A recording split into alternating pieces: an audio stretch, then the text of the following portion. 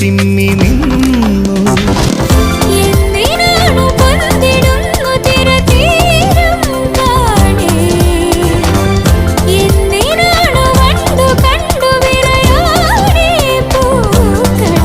പറയൂ മനമേ, ചൊരിയൂ മധുരം പ്രിയതേ, എന്റെ ഹൃദയതാളം മുറുകിയോ, എന്റെ കണ്ണിലിളമീൻ തുള്ളി